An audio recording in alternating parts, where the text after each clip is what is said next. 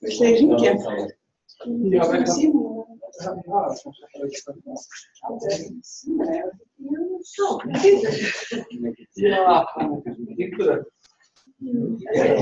ég veit ekki, ég er svo sem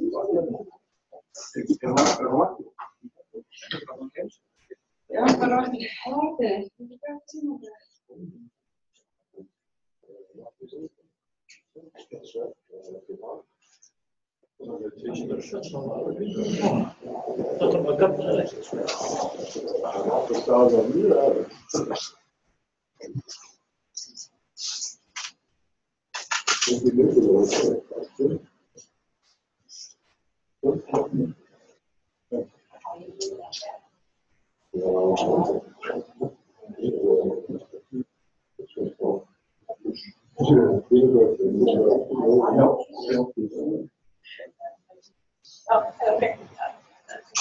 Hvað hann? Ég veit ekki hvað hann gerði, maður segist þér að leiða. Segist þér að létta að koma. Það getur farið úr úrspunni.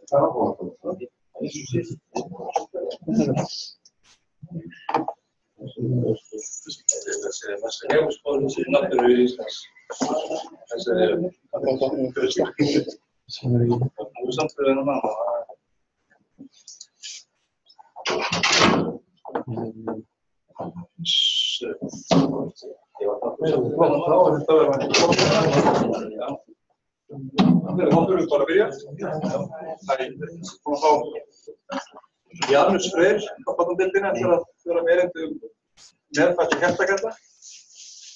Gjörðu svo vel, Janus. Takk fyrir. Hvernig á maður bara að nota lyklaborðið til að skipta það ekki það? Nei, það eiginlega best. Janus Freyr er að vinna svolítið oft og svo er ég að vinna í Svíþjóð líka. Það hefur verið að flekka á milli og barnahjartalæknir og ætla þá aðeins að tala meðfædda hjartagalla og reyna að hafa þetta svona svolítið faraldsfræði og horfur um börnum sem fæðast með hjartagalla og bara svo í nokkuð tilstalli og svo hvernig við getum greint hjartagalla og skima fyrir hjartagöllum bæði hjá fóstrum og svo eftir fæðingu. Og það sem sagt, við talaðum um 1% af lifandi fæddra barna sem fæðist með hjartagalla. Það cirka 8 per 1000.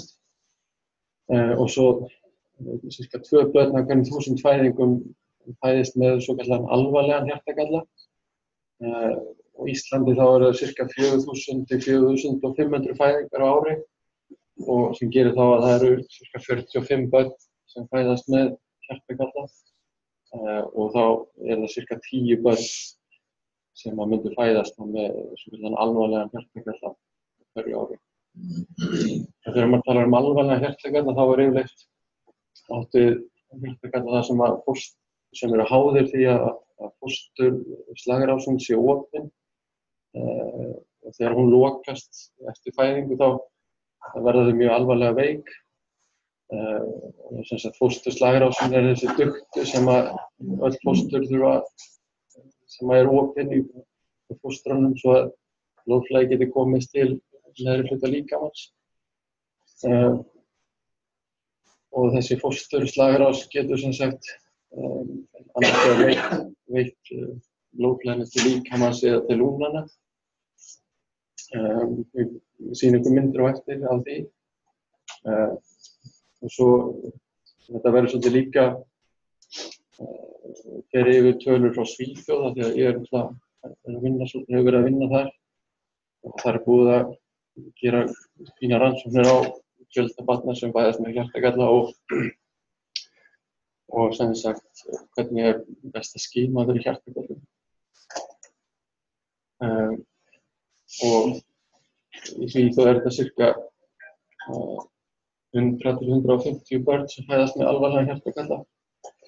Og það eru sem sagt eins og staðan í dag þá eru fleiri fullorðnir sem eru með hjartagalla en svona ef maður tekur bara fjölda.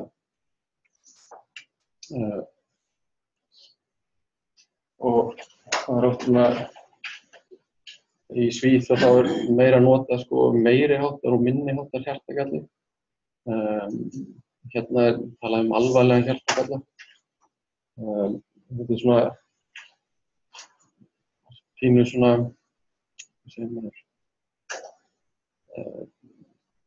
erfitt að útskýra fyrir foreldrum að þeir eru með hjartagalla sem kannski ekki talað að sé alvarlegur en samt þarf barnið að fara í aðgerð á fyrsta ári til að leiðrétta hjartagalla og segja þá að það sé ekki alvarlegur hjartagalli. Það pínu erfitt fyrir foreldrana að samþykkja það. En þannig að það oft talað frekar að segja þetta sé meiri háttar hjartagalli eða minni háttar. Svo talað krítískur hjartagalli eða það þessi hjartagallar sem eru háðir fósturslagrásinni. En ég hef bara séð hérna á Íslandi það aðalega talað alvarlegan hjartagalla. Þá það talað að það sé byggingalli í hjartanu sem krefst inngrips fyrstu dagana eða vikurnar eða mánuðinn og ef það ekki gert neitt þá mun barnið deyja. Þá talað þessi svona alvarlegur hjartagalla. Og í Svíþjóð þá gagnagrunnur þar sem að öll börn eru skráð sem eru með hjartagalla og það byrjaði að skrá 2009 og það sem sagt verið að safna í þennan gagnagrunn og það sem sagt skráð þá öll börn sem fara í hjartaaðgerð, öll fóstur sem greinast með hjartagalla, öll fóstur sem greinast með takttruflanir, allir fullorðnir sem hafa greinst með hjartagalla og farið í hjartaaðgerð og líka allar truflanir hjá börnum og til dæmis líka allar kardiómyopatíur, bílaterar kardiómyopatíur og hypertrófiskar kardiómyopatíur. Og þegar maður lítur á allan hópinn í heild þá langflestir sem hafa helmingur sem með svona það sem kallast sjökkfel eða það sem blóðflæði streymir frá vinstri hluta hjartans yfir til hægri hluta hjartans. Þetta meira en helmingurinn og þetta þá ofan milli gáttana, ofan milli sleifla, ofan fósturslagrás og lokuvísi galli sem bæði á milli gáttana og sleglanna. Það hafa verið 825 börn fullorðnir sem hafa greinst með transposition eða víxlun á meginslagæðunum. Svo eru mikið galla í ósæðalokunum og lungnalokunum. Það er ekki mikið að börn séu með vandamál í mítralokunni eða þríblöðkulokunni. Það er svona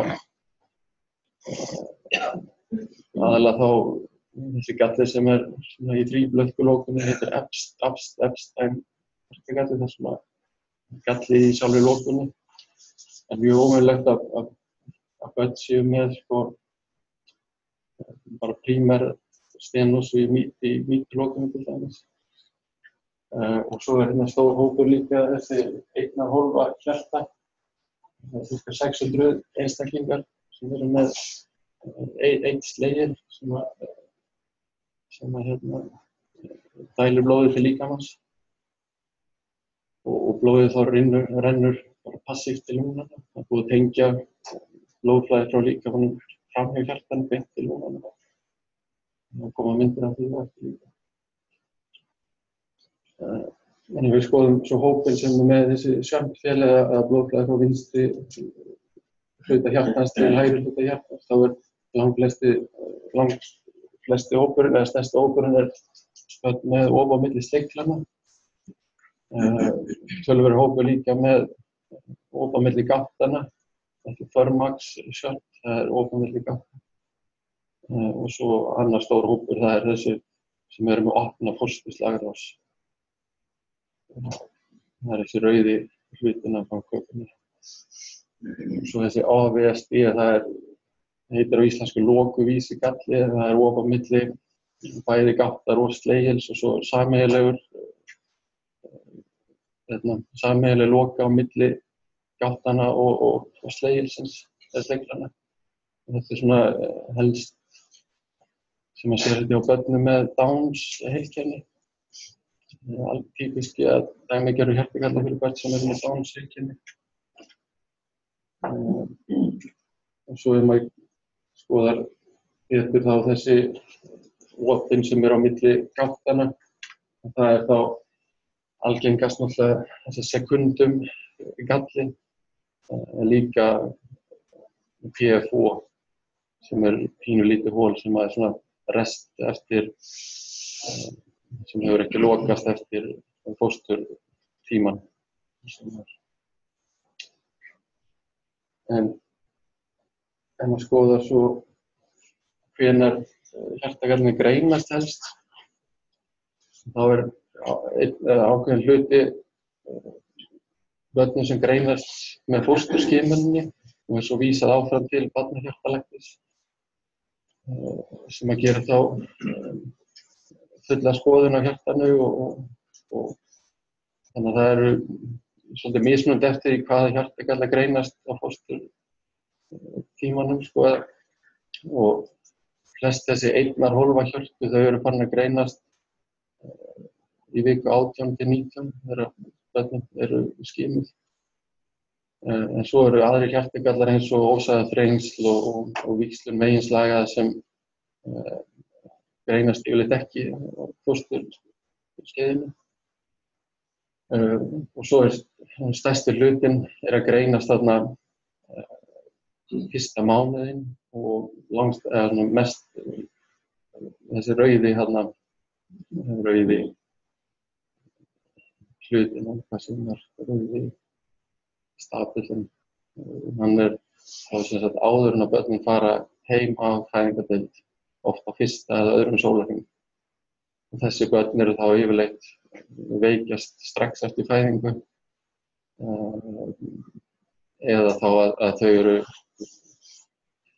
með gláma, eru síanótísk, eru með einhver einkenni eins og hjartaóhljóð, öndunarerfiðleika og maður fer að leita ástæðunum fyrir því og þess að eitthvað sé sýking eða hjartagalli og oft eru þessi börn sett í hjartaómen.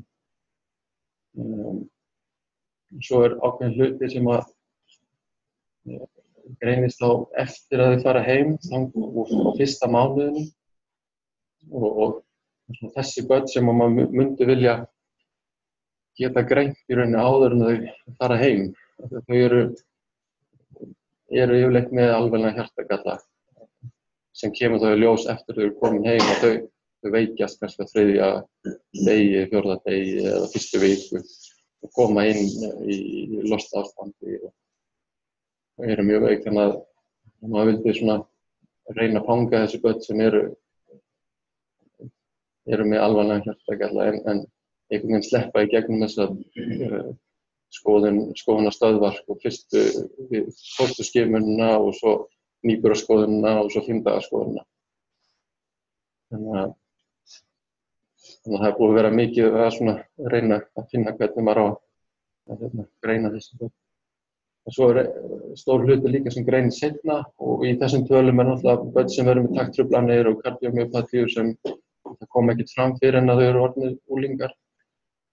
Og svo eru töluverður fjöldi sem kemur til dæmis frá ungbarnaeftirlitinu, einhver hefur heyrt hjartaóhljóði eða þreifa púlsana og þeir eru erfitt að þreifa púlsana í nárunum.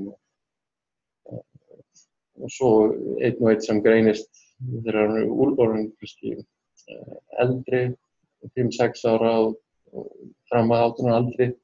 Það er eitthvað óeðlilegt sem að sér hjá hjartalínuriti eða skert úthald og það er skoða nánar og kemur í ljós. Svona dæmigert hjartagallar sem við talum að við missum af og greina seint, það er þessi ósæðar þrengsl og op á milli gáttana. Op á milli gáttana geta verið alveg einkennalaus þangað til að einstaklingar eru fullorðnir. Og svo ósæðar þrengslin að ef börn fá ekki einkenni þegar fósturslagrásin lokast, þá svona áfram nógu mikið blóðflæði til neðri hluta líkamans en þau greinast þá vegna kannski óútskýrðs háþrýstings í efri hluta líkamans. Og tala að þessi 2 hjartagallar þá sem að við svona missum af fyrstu árunum. Og ef við skoðum hvernig hjartagallarnir greinast, þessi alvarlegu hjartagallar greinast í Svíþjóð, þá stærri og stærri hluti sem að greinast í viku 18-19 í fósturskimuninni. Og svo við að greina líka, en það er stór hluti sem að greinist áður en að börnin fara heim á fæðingardeildinni. En alltaf þessi græni toppur hana, alvarleg hjartagallar sem eru greinast eftir að börnin fara heim og koma þá oft. Þessi sem eru veikustu börnin sem koma á bráðamóttökuna í lostaástandi. Maður hefur mistað af þeim í rauninni þegar maður er að skoða þarna börnin á 1. degi eða í 5 daga skoðunum. Það hefur svona farið minnkandi með árunum. Það var þarna 16%, komin í 10%.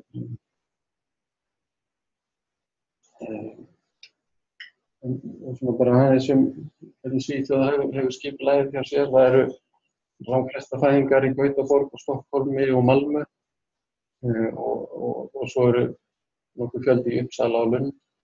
En flestir aðrir staðir eru með kannski svona 1000 til 2000, 2500 fæðingar. Þannig að maður búast við að flestum stöðum þá er það kannski 1 til 2 til 3 börn með alvarlegan hjartagalla á ári sem svo vísað til Gautaborgar eða Lundar. Hjartakírurgi á börnum í Gautaborg og Lund. Þannig að Stokkhólmur vísað til Lundar. En svona Gautaborgur sér norðurhluta Svíþjóðar.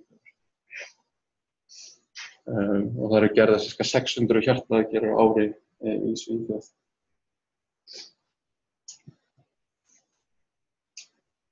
Það hefur náðst mikill árangur í hjartaaðgerðum hjá börnum í Svíþjóð. Þeir ákváðu það 1994 að árangurinn væri lélegur hjá þeim og þá voru hjartaaðgerðir gerðar á börnum á 5 eða 6 stöðum í Svíþjóð. Þeir ákváðu núna bara að gera þetta á 2 stöðum. Þeir lögðu niður lögðu niður hjartaaðgerðir í Stockholm til dæmis. Þeir voru ekki með nógu góðan árangur.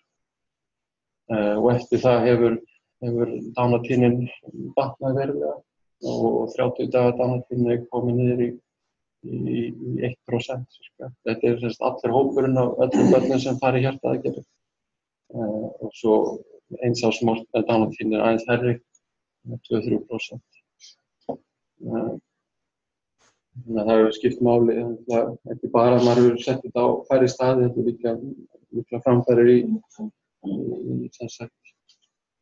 gjörgæslumeðferðinni og greiningu fyrir aðgerðina. Það skiptir máli að börnin séu sem best ásigkomulagi áður en að fara í aðgerðina og hafa ekki maður að verða veik.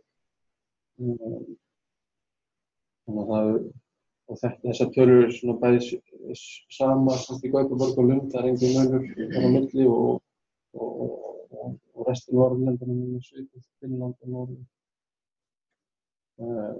Svo maður skiptir oft hægt að skipta hjartagöllunum í flokka svona eftir hvernig þau presentera eða hvað einkenni þau eru með. Og það er oft talað þá hjartagallar sem auki blóðflæði til lungna, það eru þessir hjartagallar með op á milli sleiklana og op á milli gáttana, opinn fósturslagarás eða þessi lokuvísi galli. Þessi börn þau oft algjörlega einkennalaus við fæðingu og ef það er stórt op á milli sleiklana þá heyrist ekkert hjartaóhljóð. En svo á næstu vikum þá eykst blóðflæði til lungnanna og börnin fá hjartabilun einkenni. Oft dæmigert að þau svona byrja að sveigja af vaxtarkúrfunni. Stundum talið að vera að börn séu með fæðuónæmi og þau eru að skipta mjólkurfæði og vinna það upp með til astma þegar þau eru með hraða öndun. Það er oft svona seinkun í greiningu hjá börnum sem eru með stórt gat á milli sleiklana. En það er talið að best að lagfæra svona hjartagalla fyrir 6 mánaða aldur.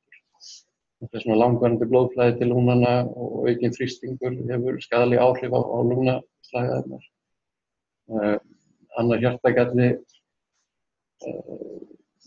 önnur prestasjón, það er þessi börn sem eru blá strax eftir fæðingu og börn sem metta kannski 80-85% og oftast sér maður það beint á börnunum að þau eru blá en það getur verið erfitt. Mettunin liggur 85-90%. Átta sig á því að þau eru blá í rauninni og þá eru þessi börn oft send heim á þess að þau eru oft alveg einkennalaus að öðru leyti. Þau eru bara með bláma. Og svo hinn flokkurinn þar sem er þrengsli í útflæði hjartans og þá svona þessi börn koma þá þeirra einkenni eru sem sagt skert blóðflæði til líkamans, til dæmis ósæðalokun þrenging eða ósæðaþrenging, þá verða þau súr og blóðþurrðareinkenni í neðri hluta líkamans. En svo maður getur líka skoða hjartagallan út frá því hvers konar hjartaaðgerðir maður getur gert og hver er svona loka ávinningurinn eða árangurinn með hjartaaðgerðunum. Og maður reynir alltaf að ef það er möguleiki þá vil maður reyna að aðskilja blóðrásina þannig að maður sé með hægri slegil sem dælir blóðinu til lungnanna og vinstri slegil sem dælir blóði til líkamans. Og horfurnar hjá þessum börnum sem eru með 2 sleikla eru miklu betri miðað við börn sem eru bara með 1 slegil sem dælir til líkamans.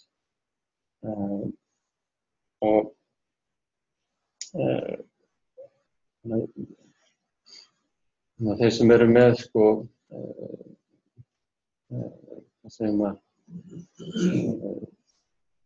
þeir sem fæðast með misþroska vinstri slegil eða misþroska hægri slegil, þessi börn þurfa að fara í gegnum margar aðgerðir fyrstu árin til þess að leiðrétta blóðrásina. Þau eru oft inniliggjandi fyrstu 2-3 mánuðina á ævinni, koma vikulega eftir útskrift, fara í aðra aðgerð við 6 mánaða aldur og svo þriðju aðgerð við 3 ára aldur. Og á þessum tíma þá deyja mjög mörg börn, þau svona lenda í ýmsum fylgikvillum, það eru taktruflanir, hjartabilun, lokulekar. Þannig að þessi hópur sem fæðist með AIDS-legil svona þeir sem eru oftast langmestan tíman inni hjá okkur á hjartadeildinni og eru svona í miklum kontakt við okkur. Meðan eins og til dæmis þessi op á milli sleikla þeir fara í eina aðgerð og svo eftir ár þá getur maður hægt að fylgja þeim eftir ef allt eðlilegt. En þetta samt stærsti hópurinn sko, börnum sem eru með sem fara í aðgerð, það þessi börn sem eru með op á milli sleikla. En maður þau svona renna í gegnum bara á þess að verða fyrir fylgjum. Maður búinn að skoða og bera saman lifun barna sem eru með 2 sleikla versus börn sem eru með 1 slegil og eftir hjartaaðgerðir. Börn sem eru með 2 sleikla eftir hjartaaðgerð hafa lifun upp á 97-8% versus þau sem eru með bara 1 slegil, þau eru með svona ca. 70% lifun eftir 20 ár. Það eru flestir sem deyja þarna fyrsta árið, mikið brotthvarf hjá börnum með hjartabilun. Svo hefur maður skoðað þessi börn sem eru með vinstri slegil versus börn sem eru með hægri slegil og börn sem eru með góðan vinstri slegil sem dælir til líkamans. Þau hafa miklu betri horfur en þau sem eru bara með hægri slegil sem dælir til líkamans. Þannig að lifunin hjá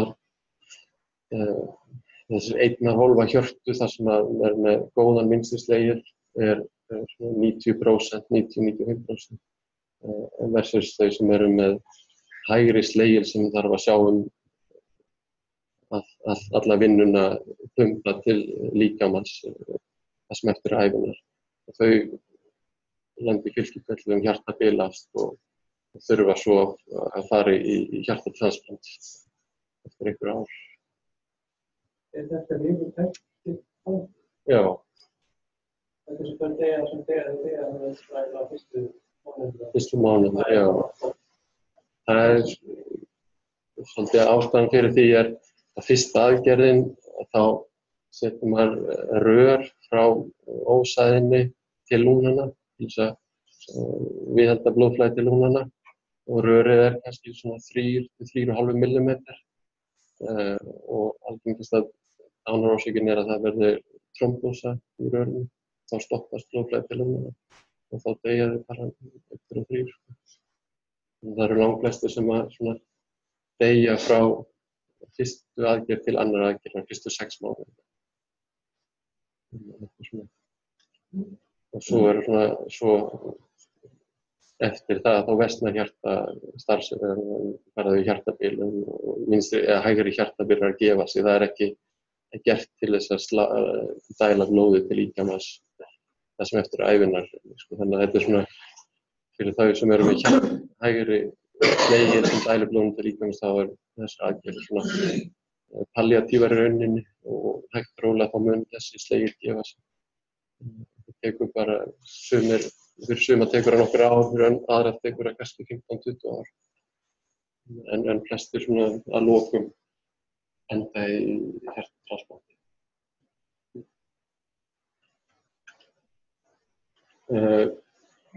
Það er alveg nokkuð tilfelli hvað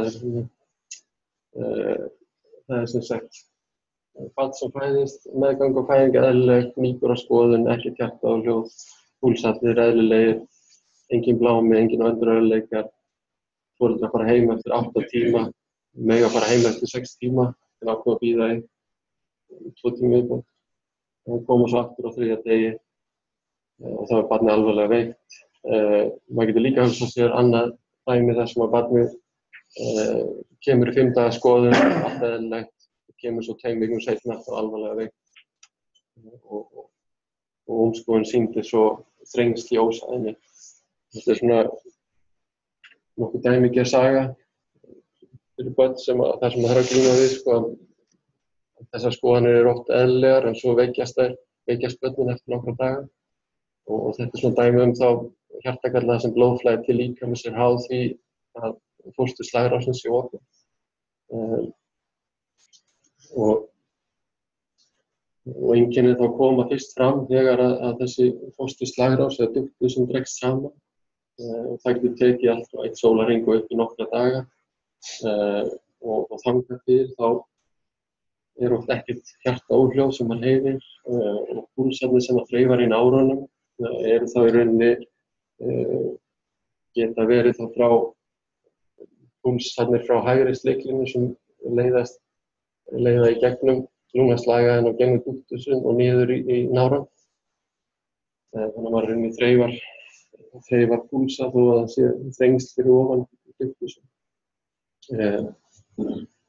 Og svo þegar dúktusin lokar þá verða blóðþurrðar einkenni í neðri hluta líkamans með nýrnabilun og lifrarbilun og metabólisk asidósu og lostaástandi. Og svona getur þetta litið út. Oft bara svona þrengingin á mjög stuttu svæði í ósæðabóganum. Stundum getur allur boginn verið svona hypoplastískur. Hann hefur ekki vaxið nógu nægilega undir meðgöngunni. Þetta svona dæmi boga sem hypoplastískur alltaf leiðina hérna. Svo þrengingin sem kemur upp. Og svona getur hjartaómskoðunin lítið út.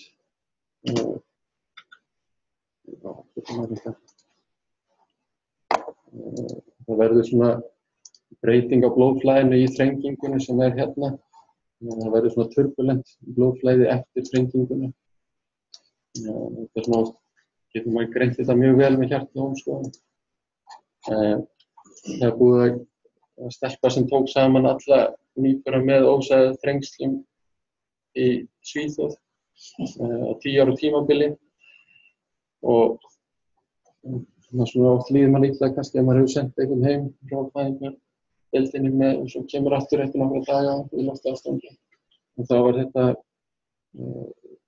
meira en helmingurinn á börnum með ósæð þrengsl eru send heim án þess að fá greiningu í Svíþjóð. Og flestir eru útskrifast þá við 2 til 3 daga aldur frá fæðingardeildinni. Hins vegar það sem svolítið sérstakt að hjá 22 af þessum 46 að þá hafði maður tekið eftir einhverju hjartaóhljóði eða öndunarerfiðleikum eða vægum eða skertum púlsum í náranum en í rauninni ekki reagerað alveg nógu fljótlega á það og sendt börnin heim en sagt að við kíkjum á þetta aftur eftir nokkra daga sjáum hvernig þetta gengur. Þetta svona það sem að ef börnin hefði verið lengur á fæðingardeildinni þá hefði einkennin komið fram. Og það sem hefur gerst í Svíþjóð og líka á Íslandi að börnin að fara alltaf fyrr og fyrr heim á fæðingardeildinni. Og þetta hluta þeirra sem útskrifaðir fyrir 72 tíma aldur á fæðingardeildinni í Svíþjóð. Og þetta meira 60%, ég hugsa að það sé enn meira í dag. Og það sem núna í Gautaborg það bara mikið plássleysi og núna stefnt að því að cirka 20% af börnum fari heim eftir 6 tíma aldur. Það vantar bara stofur fyrir foreldra og börn. Og það náttúrulega þá eykst náttúrulega hlutfall þeirra barna sem eru með alvarleg hjartagalla sem fara heim fyrir greiningu. Þegar maður alltaf að senda, svona pressa á að senda börnin heim fyrir. Þannig að það var mjög gott að geta greint þessi börn. Svona fyrsta öðrum degi ef þess væri möguleiki. En svo ef maður kíkir á þessi 46 börn sem voru send heim á fæðingardeildinni þá voru 28 með algjörlega eðlilega skoðun. Þeir fóru heim á fyrsta öðrum degi. Hins vegar voru þarna 18 börn sem voru með einhver einkenni, hjartaóhljóð eða skerta púlsa í nárunum og meira að segja þá fóru 7 börn af þessum í hjartaómskoðun og þrátt fyrir hjartaómskoðun þá greindist ósæðaþrengslan ekki. Það sýnir bara það að þetta er svolítið dýnamískt ástand fyrstu dagana þegar fósturslagadrásin að lokast. Þó þú gerir hjartaómskoðun þá getur þetta lítið allt öðruvísi út eftir 1 eða 2 daga. Þó að maður gerir hjartaómskoðun og þetta lítið eðlilega út, þá getur það samt orðið að þrengslum eftir nokkra daga. En það er samt svona pínu athugavert að börn séu send heim með enga púlsa. Það er rauninni ekki í lagi, má ekki. Þú verður að vera vissum að þú fá einhvern annan eða þú gera hjartaómskoðun strax. Sama ef maður þreifar ekki púlsana í umframeftirliti þá getur það verið merki ósæðaþrengsl. Og svo náttúrulega þeir sem að fara heim án greiningar lenda í því að verða alvarlega veik. Og það eru miklu fleiri sem verða alvarlega veik heldur en þau sem að greinast áður en þau fara heim. Og ef maður skoðar þá hversu mörg að greinast í fósturskimuninni viku 18-19 með ómskoðun, þá hefur þetta verið, í dag er það sirka 10% af börnum með ósæðaþrengsl að greinast á meðgöngu. Þannig að bara sýnir hversu erfið greiningin er líka á fósturómskoðunum. Þetta er svona, já, þetta er mjög erfitt að greina. En það hefur orðið aðeins, þeir eru orðið betri. Hérna áður fyrir var þetta kannski bara 1-2% og núna er þetta komið upp í rúmlega 12-13%. Þetta með ósæðaþrengsl að greinast á meðgöngu. Hérna á Íslandi þá og taka það saman að það voru 155 börn sem greindust með alvarlega hjartagalla á 15 ára tímabili og þar voru 29 börn sem greindust með ósæðaþrengsl og það voru 4 börn sem greindust á meðgöngu. 15 börn greindust frá fæðingu á 5 daga skoðun og 4 börn greindust í 5 daga skoðuninni. En 6 börn greindust eftir 5 daga skoðun og þar voru 3 í losta ástand. Ákveðin hluti sem sleppur í gegnum þessa fyrstu daga skoðun og 5 daga skoðun og svo komaði aftur. Þá er hvernig þetta bæta greininguna. Það er hægt að reyna að skoða hjartað í fósturómskoðuninni. Það sem þeir hafa bætt við þá núna síðastliðin ár, það er að kíkja sérstaklega á ósæðabogann og núna slagæðina og fósturslagarásina í skimuninni. Þannig að þessi tresjálsbild eins og stendur hérna efst á myndinni. Og þetta hefur leitt til bættri greiningar á börnum. Annars kíkir maður á hólfin í hjartanu, útflæðin frá hjartanu, ósæðina og núna slagæðina. Og maður getur séð svona vægar breytingar í hjartahólfunum sem geta gefið til kynna að það gæti verið ósæðaþrengsl til staðar. Þetta er erfið greining í fósturskimuninni. Ég hoppa yfir þetta bara. Hvernig getur maður þá bætt greiningum? Það virðist vera að það sé mest árangur að vera vakandi fyrir einkennum. Það er sem sagt ekki ignorera það að maður heyri hjartaáhljóð eða þreifi ekki púlsana í nárunum og biðja hjartaómskoðun strax fyrsta degi eða öðrum degi þegar maður að skoða börnin á fæðingardeild. Það þarna stór hluti 28 börn sem eru með algjörlega eðlilega skoðun, þannig að maður hefur ekki alveg nógu góða möguleika á að greina þessi börn inni. Hins vegar var gerð rannsókn í Svíþjóð þarna í Gautaborg þar sem að menn skoðuðu það hvort það væri gagnlegt að mæla mettunina í hægri hendi og í fæti og bera það saman. Þannig til hvort að maður geti greint hjartagalla með þessu móti. Og börnin eiga semst að metta yfir 95% eftir 10-15 mínútur eftir fæðinguna. Það bara eðlilegi gangurinn. Og þau settu þá semst mörkin þar ef að barnið mettar undir 95% eða það meira en 3% munur á milli handleggs og fæti. Það var þá semst óeðlilegt og ætti að skoða betur með hjartaómskoðun. Og þess að sagt skrýnuðu 38.000 börn og í 87 tilfellum var þessi skimun jákvæð og í 18 tilfellum þá varum að ræða svona duftustipendent blóðrás, blóðflæði til lungna líkama háð opinni fósturslagrás. Og þessir hjartagallar sem greindust þá voru í jákvæði þessari skimun voru fyrst og fremst með bláma. Og hjartagallar sem að þessi skimun misti af var fyrst og fremst börn með ósæða þrengsl og vandamál með ósæða boga. Þannig að það voru þessi 10 börn sem voru svona falskt neikvæð í þessari skimun. En miðað við þetta, þess að þau greindu þessi skimun greindu öll börn með bláma hjartagalla en misti svo af mörgum hjartagöllum þar sem það skert blóðflæði til líkamans.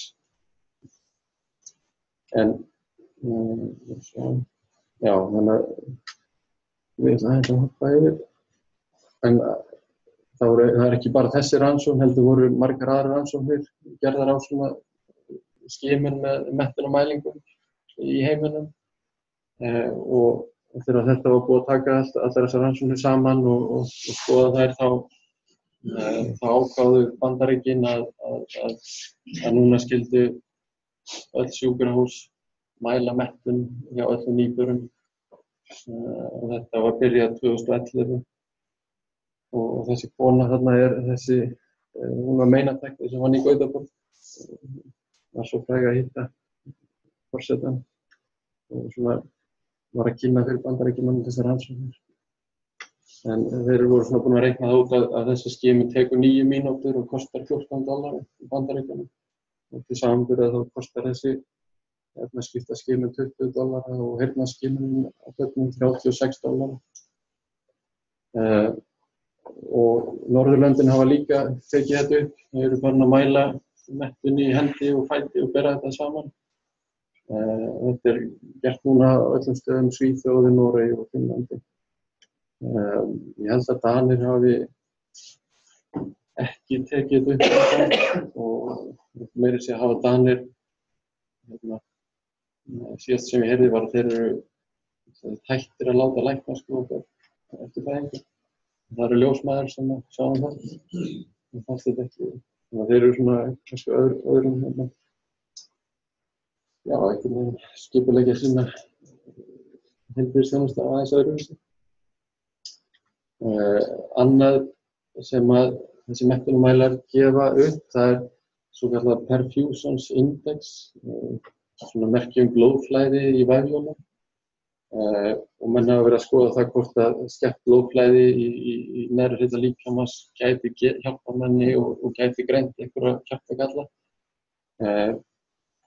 Og það líka hefur ekki alveg verið eins hjálplegt og maður hefði haldið. Það var nýlega rannsókn frá Ítalíu sem sýndi það að það var bara 1 barn sem greindist með ósæðaþrengsl og það voru 2 sem maður missti af. Það voru með eðlilega skimi. Já, þannig að það er svona eini möguleikinn að bæta greiningu á ósæðaþrengsl. Það er að bæta greiningu prenatal þegar þessi hægt, ef það er hægt, og vera vakandi fyrir einkennum.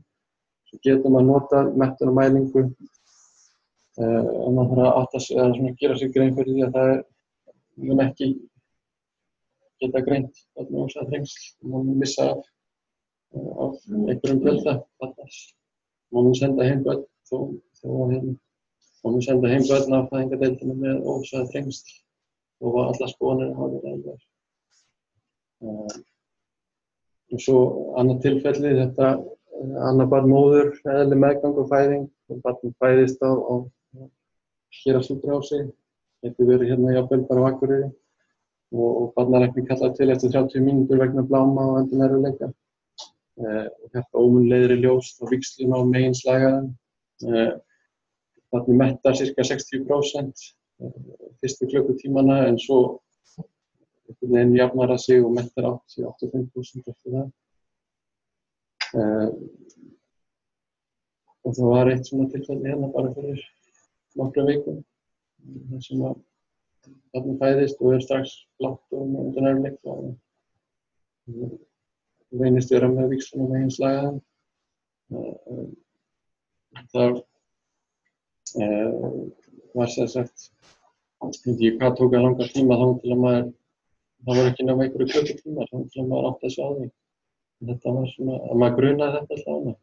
Og fyrst grunni bara öldunarkveið eða blóðbólgu en það sitt sem í fljóta þegar merktunum fyrir aldrei fyrir 80. Það var eitthvað annað það. Þannig að þetta sem sagt að þegar það er víxlun á meginslagan þá eru blóðrásurnar aðskildar og það verður eiga sér stað blöndun á blóðinu milli vinstri og hægri gáttar til þess að mettunin verður betri og vandamál með þessi börn að það þarf oft að gera svokallaða raskind aðgerð strax eftir fæðingu. Það er bara með leiða að fara með kateter í gegnum náran eða í gegnum naflaveginum upp til vinstri gáttarinnar, blása upp blöðru og draga blöðruna í gegnum gáttaskilin til þess að opna gatið á milli gáttanna og bæta blóðflæði. Þetta er svona eitt vídeó af því og þegar maður skoðar öll börn í Svíþjóð sem fæst með víxlun meginslagið þá hafa sirka helmingur af þessum börnum farið gegnum þetta inngrip á fyrstu klukkutíma ævinnar og það segir sig þá sjálft að það væri mjög gott að vita af þessu áður en að barnið fæðist, sem við getum skipulagt fæðinguna og svona valið hvað er best fyrir barnið að fæðast. Og það er þá mælt með að ef maður viti af þessu að barnið fæðist þar sem að það er möguleika að gera þessi inngrip á fyrstu klukkutíma eftir fæðinguna. Og það er oft talað þá að það sé barnahjartalæknir, barnagjörgæsla og barnahjartaskurðlæknir á staðnum. Og svo hefur maður líka verið að almennt þegar maður talar börn með hjartagalla og hvenær þau að fæðast þá eru oft svona skoðanaskipti milli okkar og fæðingarlæknanna að við viljum bara að börnin fæðist ef maður fara sjálfur af stað Við fæðist bara þegar þeir eru tilbúin og það skiptir ekki máli þá þessi daginn eða miður nótt eða hvernig sem sko, en það er kannski engin ástæða til að leyfa þeim að fara yfir tímann, viku 41 eða 42. En það er kannski engin ástæða til að vera gangsett af börnin í viku 37 eða 38 bara út af stressi hjá móður eða svona frekar reyna að bíða þangað til lungun eru alveg nógu vel þroskuð sko, þannig að maður sé ekki með 2 vandamál, barn með lungnaveiki og svo hjartagalla líka. Og það hefur svona verið gerð stór stúdía á því að horfur barna með hjartagalla eru aðeins verri ef þau fæðast í viku 37 versus viku 39, 40, 41. Þannig að þessar mæður þær eins og í Svíþjóð þá koma börnin og mæðurnar frá norður Svíþjóð og koma til Gautaborgar og eru þær 3-4 vikur á hóteli og bíða eftir að fæðingin fara á stað. Það getur nú verið svona pínu þreytandi fyrir fjölskylduna. En svona oft fyrsta einkenni við víxli meginslaga það er blámi og stundum hjartaáhrif.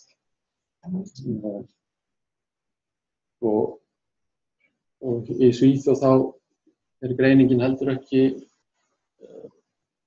það eru mjög fá börn sem greinast á meðgöngu og á þessu tímabili, þannig að 10 ára tímabili þá voru bara 3 börn sem greindust á meðgöngu af 80 og 3 börnum og það voru 10% sem að útskrifuðust af sjúkrahúsi án greiningar og það sem er líka merkilegt er að 4 börn hefðu farið í hjartaómun og það sem gerir hjartaómskoðun hefði mist af hjartagallanum og það er haft alvarlegar afleiðingar fyrir 3 barnanna.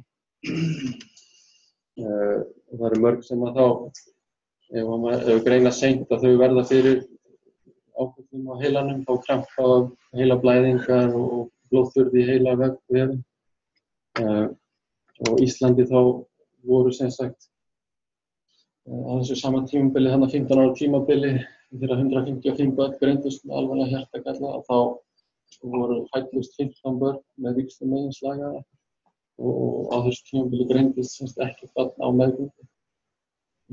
Og 10 og 15 börn voru alvarlega veik skömmu eftir fæðingu og það var gerð þessi raskind inngrip hjá 14 af 15 börnum strax eftir fæðingu. Og í Svíþjóð hafa þeir verið aðeins betri með að greina þessu börn á meðgöngu. Það var þarna 10% og núna er það komið upp 30%. Þannig að þeir hafa bætt aðeins fósturskimunina með aukinni þjálfun og meiri þekkingu hjá ljósmæðrum sem að sjá fósturskimunina eins og. Svona það sem kemur manni fyrsta sporið það er þegar maður sér að lungnaslagaðin og ósæðin þau venjulega þá krossa þau hvort annað. Lungnaslagaðin liggur ofan á ósæðinni, anteriort við ósæðinni. Þetta sér maður þá þegar það er víxlun og þau eru svona samsíða. Ganga samsíða frá sleglunum. Þetta getur verið, eins og segja, erfið greining í fósturskimunni og líka jafnvel eftir fæðingu. Og svo kannski síðasta bara hérna, það er þessi hjartagallar þar sem að sem sagt, vinstri slegillinn vex ekki á meðgöngu og það er talað þá vanþroska vinstri slegill og þetta er þá vegna þess að mjög snemma á meðgöngunni þá verður þrengsl annaðhvort í mítulókunni eða í ósæðalókunni og gerir það verkum að blóðflæðið nær ekki að örva vöxt vinstri slegilsins og þannig að vinstri hluti hjartans hættir að vaxa.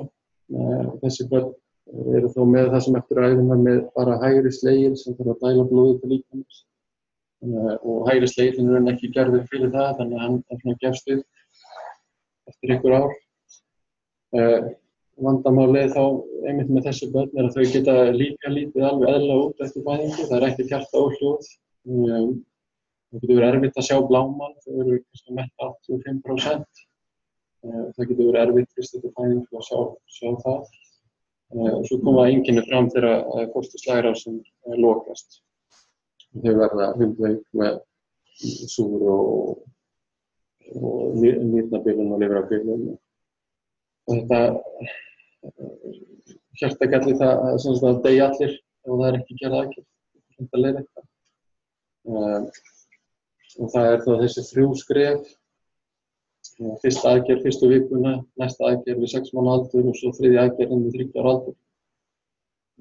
Þetta mikið álag á fjölskyldunar. Það í með 3 stórar hjartaaðgerðir fyrstu 3 árunum. Tala ekki allar aðrar innlagnir og hjartaþræðingar og rannsóknir sem börn þurfa að fara í. Greining þessara hjartagalla hefur batnað mikið í Svíþjóð og það nánast allir sem að greinast í fósturskiminu og mjög margir þá velja að enda meðgönguna. Það eru svona langflestir sem velja það. Já, það var sem sagt, menn fóru þá að velta fyrir sig hvernig hægt að grípa inn í og koma í veg fyrir að örva vöxt vinstri slegilsins á meðgöngu og þá það er svolítið mikið að vinna að ná að gera hjartaaðgerð þar sem maður með 2 slegla sem virka. Og þá fóru menn að velta fyrir hvort það hægt að gera aðgerðir á börnum fyrir fæðingu. Og þetta svona dæmi ósæðar þrengsl. Og þetta vinstri slegillinn þarna sem svona þaninn og með skerta starfsemi. Menn sprauta svona efni eða lyf í fóstrið þar sem það hættir að hreyfa sig. Svo hingað fljóti í gegnum kviðvegginn og í gegnum brjóstkassann á fóstrinu og inn í vinstri slegillinn. Og svo ræða þeir leiðara í gegnum ósæðarlokuna þess að fá þetta stabílt. Og svo fara þeir með ballong eða blöðru og blása upp í ósæðarlokunni og svona víkka upp þrengslinn. Og hugmyndin þá að eftir það geti vinstri slegillinn aftur byrjað að dæla blóði út til líkamans og haldi áfram að vaxa. Og þetta svona byrjað að gera töluvert í Bandaríkjunum og í Evrópu. Það ekki gert á Norðurlöndunum ennþá. Það verið umræður að senda nokkuð börn en nokkuð fóstur í svona inngrip. Það ekki enn sem komið ég sé láta þetta bara gott heita. Þetta mig.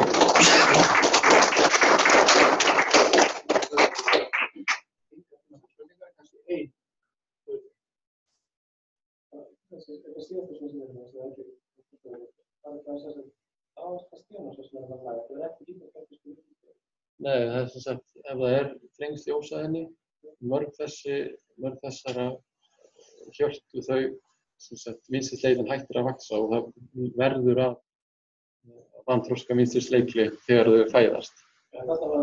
Þarna var þetta ennþá á því stigi að það var þrenging í ósæðinni og vinstri slegillinn þaninn. En svo veit maður að flest þessi börn þau enda sem vinstri slegill þegar þau eru fædd. Þannig að hugmyndin þá að grípa inn í áður en að maður kominn þangað. Reykjavík að Hallfríðar, hvernig gekk að finna fuglskleft á Íslandi? Það til önnur grein fósturskimanir hjá börnum og þá greindust 9 á meðgöngu og ég held að það hafi verið 2 eða 3 sem greindust eftir meðgöngu í Reykjavík Hallfríðar.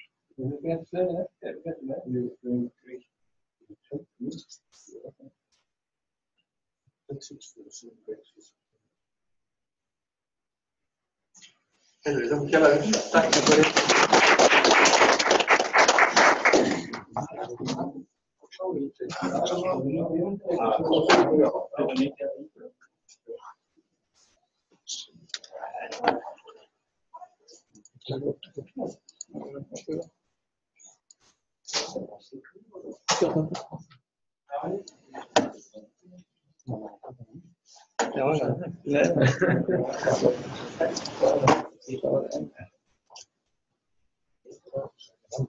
Ja.